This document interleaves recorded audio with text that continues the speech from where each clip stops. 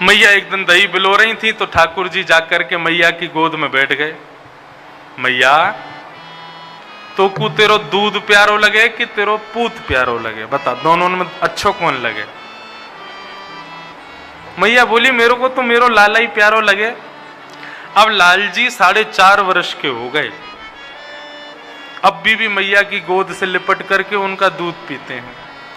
मैया से कहे मैया मुंह को अपना दूध पिला, तो मैया के लाला अब तू बड़ा हो गया, अब तू गैया को दूध पिए कर। मैंने तो सो कही ना तू को दूध प्यारो है, या हमारे बार बार अपने पूत को दूध के पास भेजे, अपने पास नाए रखे। मैया बोली अरे नाए चल आजा दूध पी ले। और लाल जी माँ से लिपट करके उनका दुग्ध पान करने लगते हैं। कहां तक कहें, आज गोवर्धन लीला आएगी, विषय तो वही कहना चाहिए, लेकिन अभी प्रसंग वैसा चल रहा है तो इसलिए अभी बता दूं। ठाकुर जी 7 दिन 7 रात्रि पर्यंत अपनी कन्नी उंगली पर गिरिराज जी धारण करते हैं। और तब ठाकुर जी की आयु कितनी है? 7.5 वर्ष। 7 वर्ष के कन्हैया 7 दिन 7 रात्रि पर्यंत ठाकुर जी कन्नी उंगली पर गिरिराज जी धारण करते हैं। ब्रजवासी जो गिरिराज पर्वत के नीचे इंद्र के प्रकोप से स्वयं को बचा रहे हैं, वो कभी सो भी जाते हैं, कभी और क्रियाएं भी करते हैं, लेकिन यशोदा ने एक क्षण के लिए भी लाला को छोड़ा नहीं। कन्हैया को देखती रही, मेरे लाला की शक्ति छीण ना आ जाए, कहीं मेरी लाला के हाथ में दर्द है रहे होगा, उंगली में दर्द, इतना बड़ा पर्वत मेरे लाला ने कैसे उठा लियो। एक बहुत बड़े वैष्णव हैं ठाकुर जी के अनन्य भक्त। ठाकुर जी के अनन्य भक्त का एक लक्षण यह है कि वो नित्य प्रति अपने हृदय में लीलाएं बनाता रहता है। ठाकुर जी ने ऐसा किया होगा, ठाकुर जी की लीला में ऐसा हुआ होगा, और वो मन की कल्पना ही नहीं है, निश्चित ही वेदव्यास जी संपूर्ण नहीं लिख पाए होंगे, कई भाव भक्तों के हृदय में प्रकट हो जाते हैं। और जरूरी नहीं वो ग्रंथों में नहीं है तो वो ठाकुर जी ने नहीं किया, वो निश्चित ही किया होगा। किया है तभी तुम्हारे हृदय में प्रकट हुआ है, नहीं किया होता तो प्रकट नहीं होता। तो उनके हृदय में एक 96-97 के हैं जोधपुर में श्री सागरिया बाबा। श्रीनाथ जी के पहले सागरिया रहे, सागर की सेवा उनके हाथों में थी 60 साल तक। श्रीनाथ जी को बहुत लाड लड़ाते। उनकी एक उनकी भावना वो क्या बताए, बोले लाला 7 दिन बाद जब ठाकुर जी ने गिरिराज जी पुनः व्यवस्थित किए ना, तो बाकी बात सब ग्वाल वाल गए, कोई हाथ दबा रहा हो, कोई पाम दबा रहा हो, कोई लाला की नजर उतार रहा हो, कोई लाला के सिर पर पट्टी रख रहा हो। बोले लाला तू थक गो होगो, 7 दिन तक तेने गिरिराज पर्वत धारण किया। सबने ठाकुर जी का खूब उपचार किया। ठाकुर जी बोले मेरी पीड़ा दूर न होगी। सबने पूछी लाला तेरी पीड़ा दूर कैसे होएगी? बोले जब यशोदा मैया अपने गले से लगा करके अपने पयोधर को पान मुंह को करावेगी तब मेरी पीड़ा दूर होगी। ये 7 वर्ष के कन्हैया कह रहे हैं। और तभी मैया लाल जी को गिरिराज जी की कंदरा में लेकर के जाती है और अपने पयोधर का पान कराती है। और ठाकुर जी मैया का दुग्ध पान करके कहते हैं मैया अब मेरा दर्द ठीक है क्या?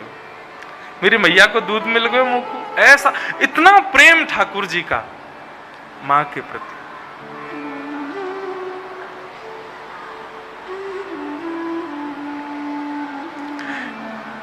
आज जैसे ठाकुर जी मैया का दूध पीने लगे, सामने अंगीठी में जल रहा दूध, अपने मन में विचार करता है कि आज ठाकुर जी मेरा सेवन नहीं करेंगे, मां के दूध से अपना पेट भर लेंगे। तो स्वयं को जलाने लगा दूध। जलते हुए दूध को देख करके यशोदा मैया ने लाला को दूर बिठा दिया और दूध संभालने चली गई। ठाकुर जी इसी बात से नाराज हो गए। मां तू अभी मोह जाने ना है।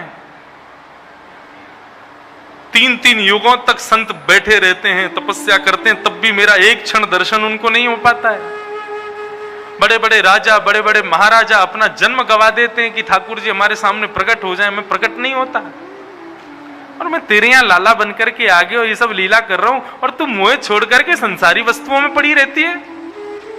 रुक जा, मेरे तेरे बीच में जो आवेगा वाकू नष्ट कर दूंगा। और ठाकुर जी ने एक पत्थर उठाया और जिस मटका में मैया दही बिलो रही थी ठाकुर जी ने फोड़ दिया। और इतना ही नहीं, ठाकुर जी को इतना व्यवधान लगा कि ये सब मेरी मैया के बीच में आते हैं, मुझसे ज्यादा प्रेम मैया इनसे करती है। ठाकुर जी ने डंडा उठाए, सारे गौरस भंडार के मटके फोड़ दिए, घी दूध दही सब बहने लगा। ध्यान से सुनना, यशोदा है जीवात्मा और कृष्ण है परमात्मा। जब परमात्मा कृपा करके जीवात्मा के पास आता है ना, किस रूप में? आप सबके घर में लड्डू गोपाल जी के रूप में, आपके मंदिरों में सब में ठाकुर जी बैठे हैं, ये ठाकुर जी कृपा करके आए हैं। लोग कहते हैं महाराज जी हम वृंदावन गए थे, वहां से लड्डू गोपाल खरीद लाए। मुझको इतना कष्ट होता है ये सुन के, लड्डू गोपाल खरीद के लाए हो? तुम्हारी इतनी सामर्थ्य, तुम गोपाल जी को खरीदोगे?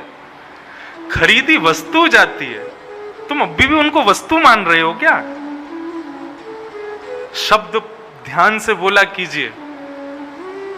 हम लड्डू गोपाल खरीदते नहीं, हम भगवान खरीदते नहीं। लोग मुझसे पूछते हैं आप अपने लाल जी की मूर्ति कहां से लाए? मन तो ऐसा होता है इसका सर फोड़ दूं। मूर्ति है वो खरीद के लाया हूं मैं। ठाकुर जी हैं, स्वयं पधारे हैं, कृपा करके पधारे हैं, प्रेम से पधारे हैं। कभी भी किसी को कहो अपने गोपाल जी के बारे में, ऐसा नहीं कहना खरीदे, ऐसा कहना महाराज जी हम वृंदावन से ठाकुर जी संग पधारे हैं, हमारे संग आए हैं। ये भाव, शब्दों की मर्यादा। वास्तव में तुम खरीदते नहीं हो उनको। ठाकुर जी जिस दिन अपना निर्माण करवाते हैं ना, उसी दिन अपना घर चुन लेते हैं। मुझे कहां जाना है? बोले इंदौर में फलाने फलाने व्यक्ति के घर अपनी सेवा करवानी है। अब वो व्यक्ति वृंदावन आएगा, ठाकुर जी ने क्योंकि मन बना लिया तो तुमको वृंदावन जाना ही पड़ेगा, और तुम नहीं जाओगे तो किसी के द्वारा आ जाएंगे, आएंगे वो तुम्हारे पास। अब जैसे ही तुम वृंदावन आओगे और उस दुकान के आगे से निकलोगे जहां ठाकुर जी विराज रहे हैं, जैसे ही तुम उनके आगे से निकलोगे, ठाकुर जी तुरंत तुम्हारे मन में अपनी छाप छोड़ देंगे, और आप फिर पीछे आकर के फिर देखोगे गोपाल जी, अंदर जाओगे, बोले गोपाल जी चाहिए हमको। और एक और बात, कभी भी ठाकुर जी को संग पधराओ ना, उनके वस्त्रों में, उनके श्रृंगार में कभी भी ये बार्गेनिंग मत किया करो। ठाकुर जी के पोशाक खरीदनी है, श्रृंगार खरीदना है, इत्र खरीदना है, अच्छे से अच्छा लेना है। जैसे तुम अच्छे से अच्छे ब्रांडेड लेते हो, ऐसी ठाकुर जी के लिए भी ब्रांडेड लेके जाओ, बढ़िया से बढ़िया सब।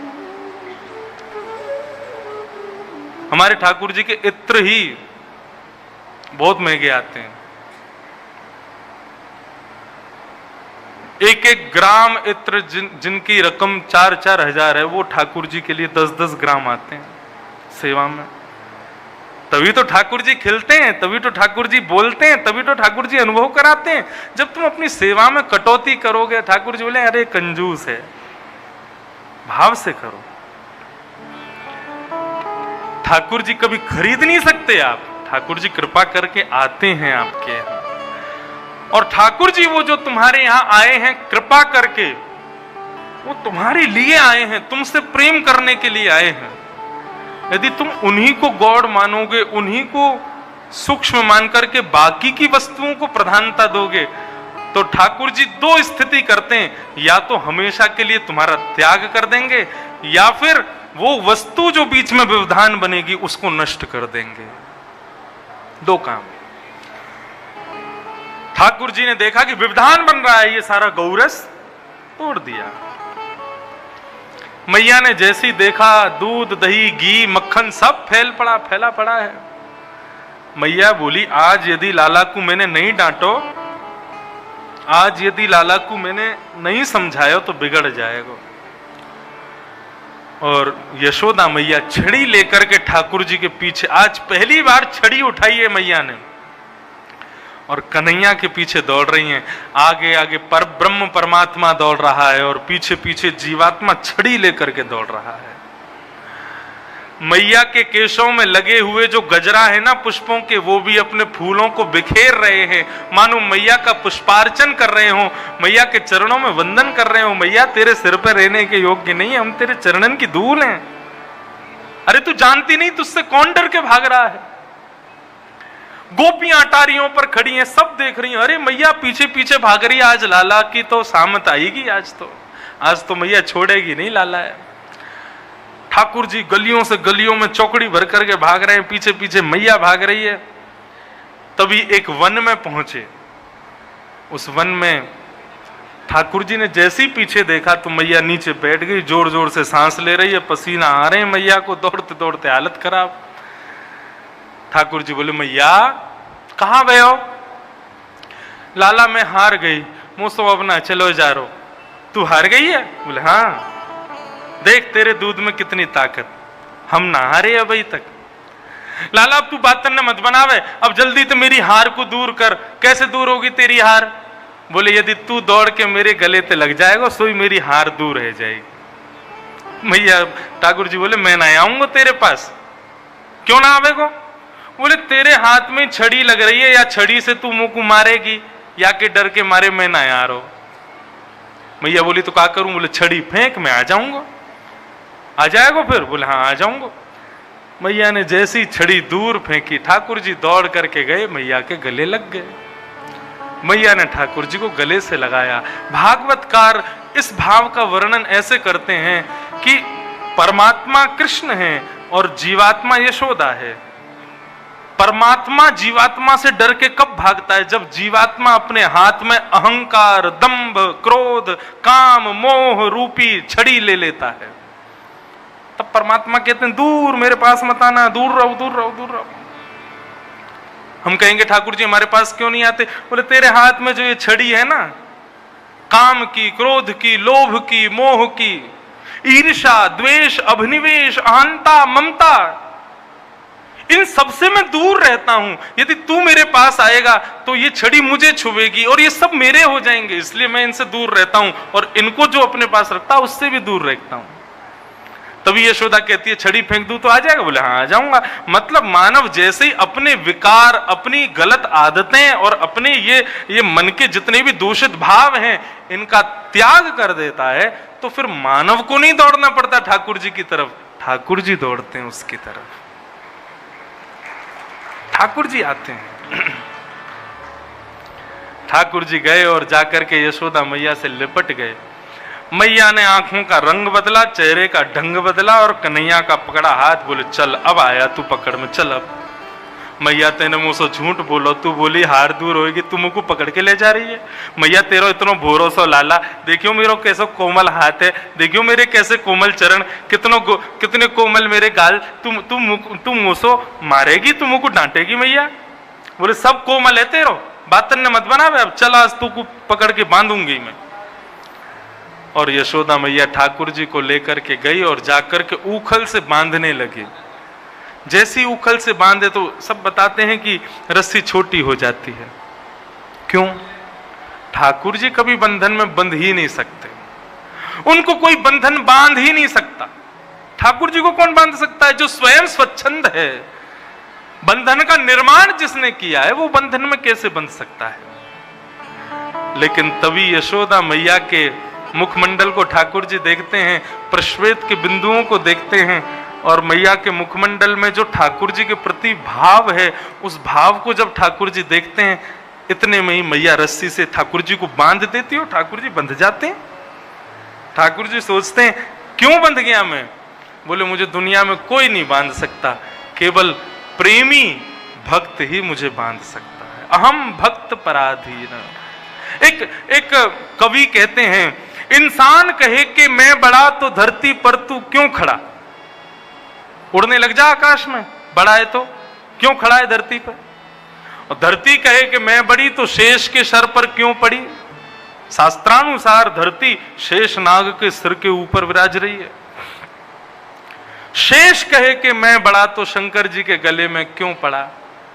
शंकर जी कहें कि मैं बड़ा तो कैलाश पर जाकर क्यों बसा? कैलाश कहे कि मैं बड़ा तो रावण के डर से क्यों खलबला? रावण कहे कि मैं बड़ा तो बाली की कांख में क्यों दबा? बाली कहे कि मैं बड़ा तो श्री राम के बाण से क्यों मरा? और यदि श्री राम कहें कि मैं बड़ा तो भक्तों के हृदय में क्यों बसा? अहम भक्त पराधीन। सबसे बड़ा कौन? प्रेमी भक्त। भगवान कहते हैं उससे बड़ा कोई नहीं संसार में, क्योंकि वो मुझे भी बांधने की सामर्थ्य रखता है, मैं उसके लिए बंध जाता हूं।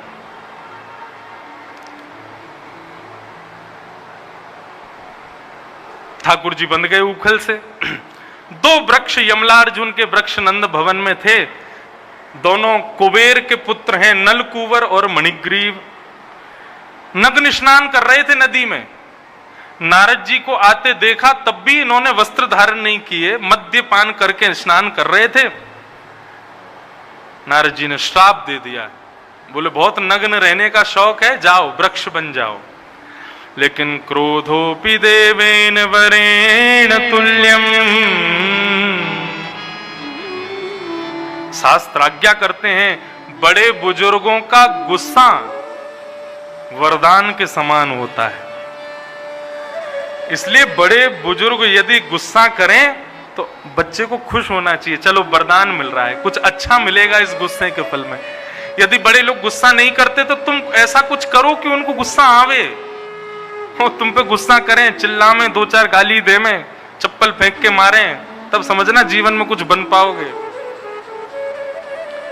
क्रोधापि देवेन वरेण तुल्यम, बड़े लोगों का क्रोध वरदान के समान होता है।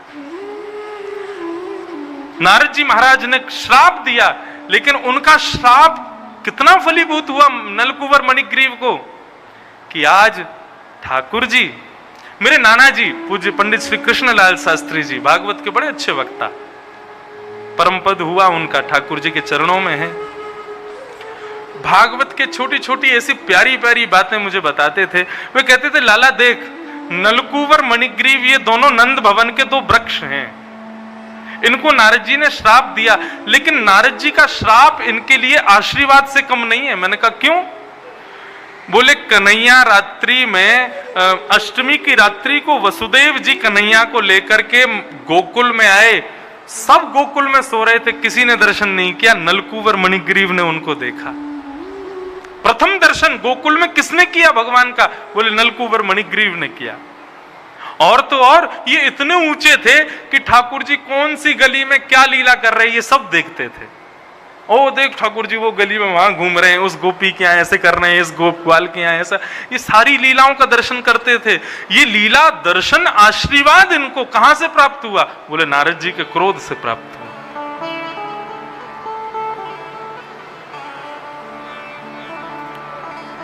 इसलिए बड़े लोगों को गुस्सा आ जाए, प्रसन्न हो जाना, हाँ वरदान मिल गया।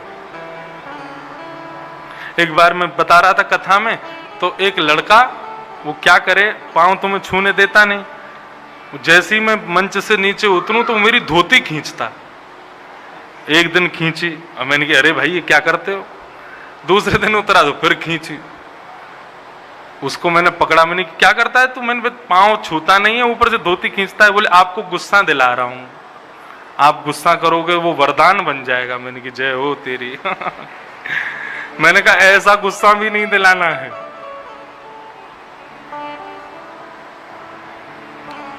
नलकुवर मणिग्रीव दोनों खड़े थे, ठाकुर जी उनके बीच से उखल को खिसकाते खिसकाते गए, दोनों के बीच से जैसे निकले, जैसे ही ठाकुर जी के हाथ का स्पर्श हुआ, दोनों वृक्ष टूट करके गिर गए और कुबेर के पुत्र नलकुवर मणिग्रीव प्रकट हो गए, और प्रकट होकर के उन्होंने भगवान की स्तुति गाई।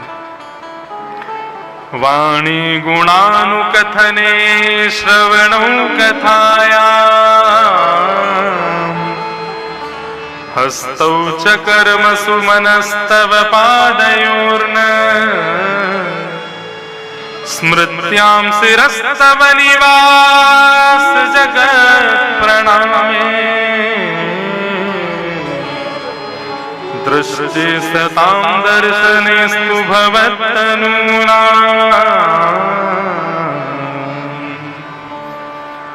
भगवान की स्तुति गाने लगे। बोले प्रभु हम पर कृपा कर दो, हमारी वाणी आपके गुणानुवाद गाए, हमारी कान आपकी कथा में रुचि रखें, हमारे नेत्र आपके दर्शन में रुचि रखें, हमारे हाथ आपके स्पर्श में रुचि रखें, हमारे चरण आपकी प्रदक्षिणा में रुचि रखें, हमारा सर्वांगीण अंग आप में रुचि करे। प्रभु ऐसी कृपा कर दो हम पर। आपके संतों में हमारी श्रद्धा हो जाए, ऐसी हम पर कृपा करो। क्यों? यहां पर एक बात कही गई, दृष्टि सताम दर्शनेस्तु भवत्तनूनाम।